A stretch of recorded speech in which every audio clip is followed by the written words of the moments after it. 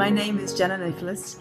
I have co-founded an organization called Phoenix Global Impact. So we think of power as being in the hands of investors and those that have financial resources, but actually realizing that there's deep power and wisdom within many of these communities that we're engaging in that are often overlooked.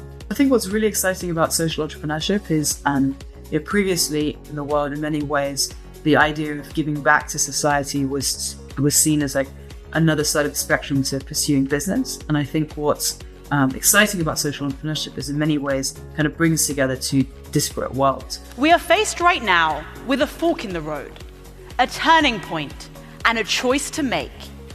What will we choose?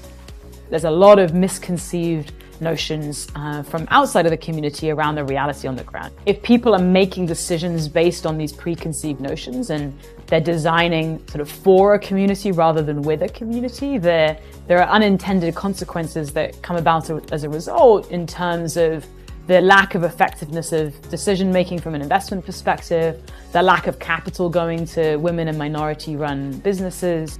Unless we have these broad stakeholder approaches, then we're not going to be able to kind of address these broader macro issues. How does change happen? How do movements start?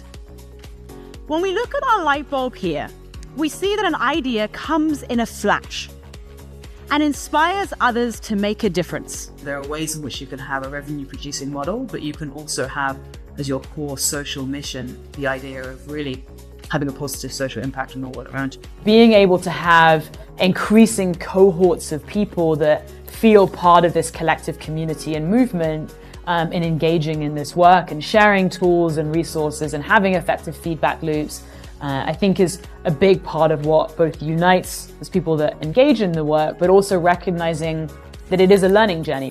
When we look back at history, we see that great shifts take place when a fork in the road occurs.